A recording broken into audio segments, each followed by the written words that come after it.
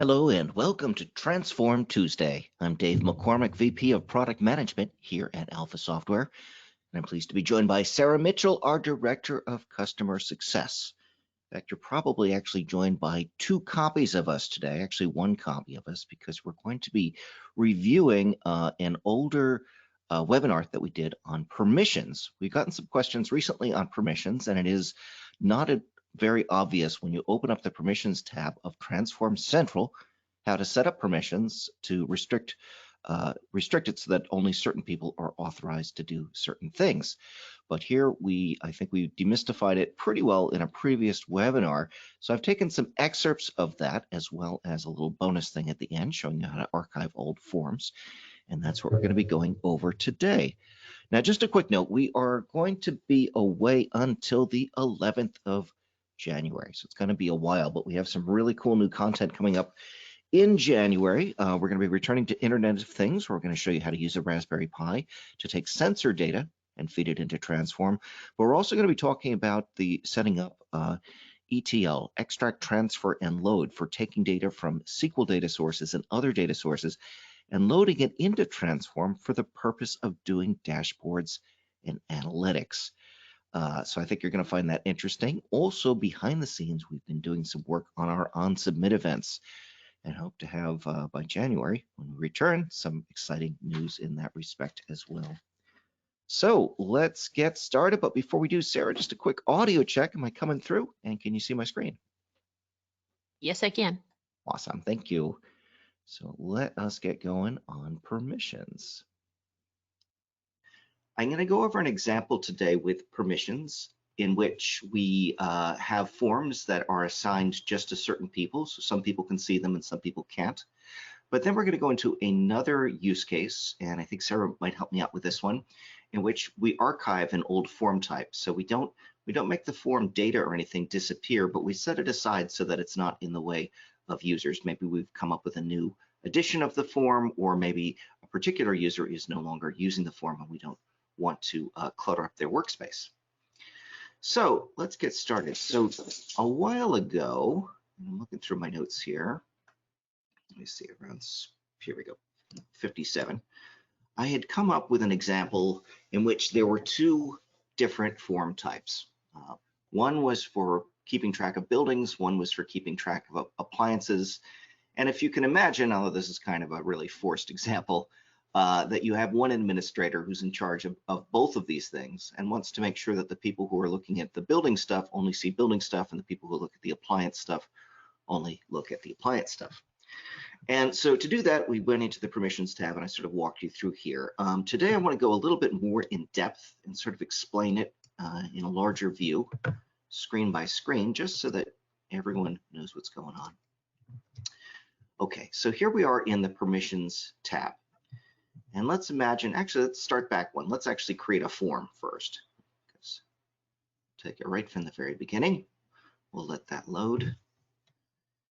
And I'm going to create a new one, a blank one, and I'm going to call it permissions 2. And we'll call this permissions 2. All right, and let's just make this really simple. Name, one field. Can't get easier than that. Save that. Click to save changes. Okay, so I've created a single form called permissions, has a single field on it. And now I'm going to go into the permissions tab. And we'll take a look here. Now, when you open up the tab on your account, if you've never made any permissions changes, chances are you're only going to see these 4 things up here in status: open, submitted, approval, and closed.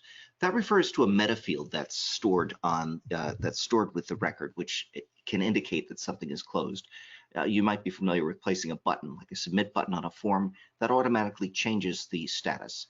And we allowed for multiple statuses because we thought there might be times in which maybe something needs to be reviewed or something needs to be checked over, or you may have different parts of a workflow. So just simply having open and closed we thought was too limiting. So in fact, besides the 4 that it comes with, you can add new ones. Here's one called needs review. That was a new type of status. So that's the status section over here. Now roles, on the other hand, are a little bit more intricate or something. I don't know if that's quite the right word, but right off the top, you get a bunch of roles here, these 5 roles, and you'll notice that they're the same ones that you see when you set up user permissions back here on the Home tab. So if I'm in the Home tab and I want to manage my user roles, I believe this account only has 2 people in it. Yeah, it's got Dave and, well, another Dave. And you'll see that the roles that have been assigned to me here are user, account administrator, form designer, management console, and so on. So these allow me to do different things. It allows me to create new forms, look at the data, delete forms, and do all kinds of things. Meanwhile, this other user here is just a trainee. So the trainee has got different things. He doesn't have all of the same permissions over here. So what permissions does the trainee actually have? Well, let me show you. If we pop over to the permissions tab, all we have to do is we click on, well, this is how I created a new trainee. I created this one, by the way, just by hitting this plus button. So when I go over here, I can take a look and say, all right, so here are some groups. Let me make sure I've deleted my leftover stuff. It looks like I have. Great. And I'm going to create a new group called the training group. So I can hit plus. Oops. Did it appear down here? Plus. It always appears at the bottom. It does. Thank you, Sarah. Okay, this is this one I don't know. Well, let's just edit this one then for now. And so we're going to set this new group to we're going to call this the training group.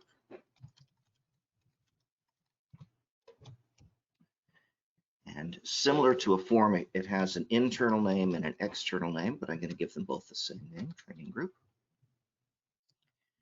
And then I can set this and save changes. And so let's take a look at the training group that I just set up. Right now, if you were to set a form to a training group, no one would be allowed to do anything with it. But so what we want to do is we want to start going through this section here and start making some decisions about what happens when forms are marked as training group. So first of all, let's decide who's allowed to create new forms of this type. I'm going to say maybe trainees are allowed to, and account administrators, and maybe form designers. Okay, and who's allowed to browse this form type? Browsing the form type means that when you, on your phone, when you click that add a new form, will it appear in the list of forms that you can add? And we want to allow the trainees to do that, and probably an account administrator. I tend to allow account administrators to do everything, but that's up to you. All right, great. So now take a look here. We've got some statuses that match over here to the status thing. So now if a form has been marked as submitted already, then who is allowed to, what are they allowed to do with that? I'm going to go down here to trainee and say if a form has already been submitted, actually let's not let the trainee do anything for a form that's been submitted. Let's find for a form that's just open, like when you first created, then that trainee should be allowed on the form filler, the mobile app, to list that, edit it, maybe even delete it, and maybe even change its status to submitted. But once it's submitted, we want the trainee to not be able to do anything. So maybe that we'll just leave it right here. Now over here in this section, we have management console. I was just explaining form filler, that's the mobile app, but management console is this TransForm central section, and specifically the management console tab. Let's say that we wanted, after a form was submitted, we wanted to allow the trainee to go and take a look at that form.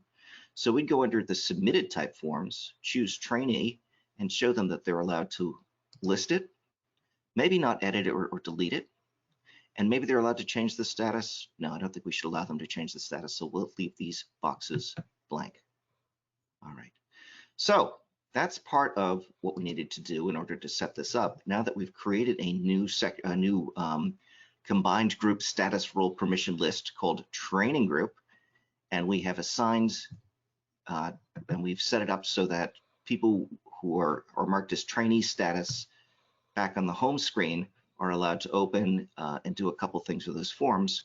Now what we need to do is actually specify a particular form that they're allowed to use. And as you saw just a moment ago, we created one. So let's go and use that one. But first, I'm going to click here to save changes. When you move off of this tab, always make sure that if there's an orange thing here, to make sure you click on it to save what you're doing. Now we're going to go back to the designer. Here's the permissions to form that I created. And here's the, let me show you that setting again. When I click on this here in the form types list and I go into properties, I can scroll down until I get to this box here, status role permissions group. And so I'm going to click on that and I'm going to choose training because that's the name of the group that we just created. Just save that. That's really all I need to do to get that set up. And then I just click Save Changes again. All right, so now you've seen how to restrict a form to a particular set of status role permissions, and how to set up a person so that they are matching up that role, and what the permissions are for that particular role and that particular form as it relates to statuses. So I've explained that again. Hopefully that makes sense, but I do know that it can be a bit to wrap your head around, and you might want to look at it another time or review this video next time you need to go set up permissions. But what I'd like to do right now is I'd like to hand it over to Sarah, who can show an example of how to archive a form. So imagine that you have users who've been using a form for a while, but now you kind of want to take that form away from them, but you don't want to delete that form. So Sarah, are you there? And can you show us how to do that? I am here. Give me a sec here. Sure. Need to revalidate my login. Oh, yep.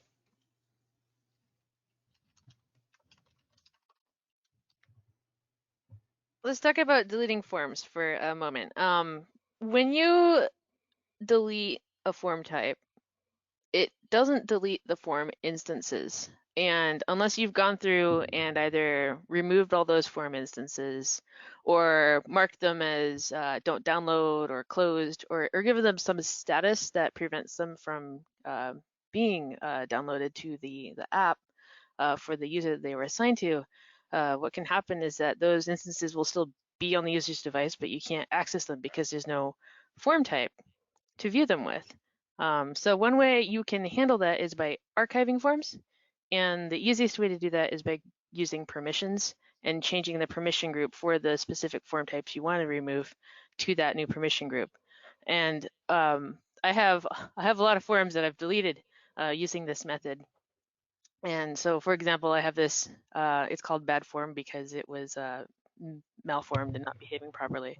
But I didn't want to lose that for running through our beta test stuff before we send new things out. So I created this new permission set called archive forms. And it's a really simple group. All it has is it has roles for the management console specifically, so that if you have access to the management console role, then you can look at those form types and change their statuses or even access that old data. You might not have that form in circulation anymore, but you may want to view it. So this is what I did. I created this archive form type. I assigned only the management console settings to the open, submitted, approval, closed, and this archived status, which I use for a different reason in other cases. But I found this approach was really nice because it removes these forms from access for my users, but I can still go into the management console and pull up those old form types and look at the data that was in them. So it's the best of both worlds. You can still access the data if you need it, and you prevent those forms from being downloaded to the user's device and thus prevent people from creating new ones because you don't want them to use it anymore. I'll pull this one up. So that's how I've used the permissions here for archiving. And it's pretty simple. If you have an existing form and you want to archive it, you just come in here, you pick your new status group, and then that, once you save it, will immediately make it inaccessible for people in the field. Now, to make your life easier, when you do that, it looked like you also changed the display name to have the word deleted form in the beginning of it, so you knew. I did on these ones. Yeah, I did on these ones because unfortunately I had deleted them before I created my archived form approach, so I had to come back in here and figure out what they were, and I just gave them all the same name for these Gotcha. cases.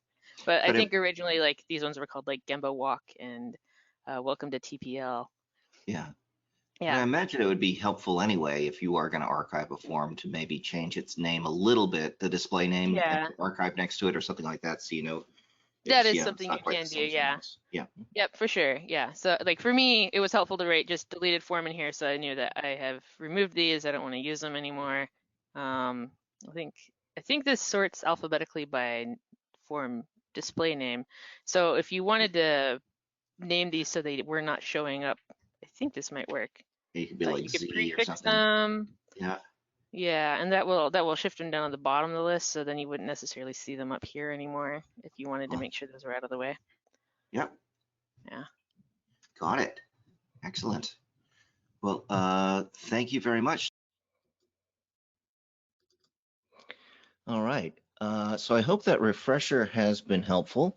I know permissions aren't always the easiest thing, but once you sort of get the notion of the roles, the groups, and then the combination of the two, I think you'll be able to figure it out from there.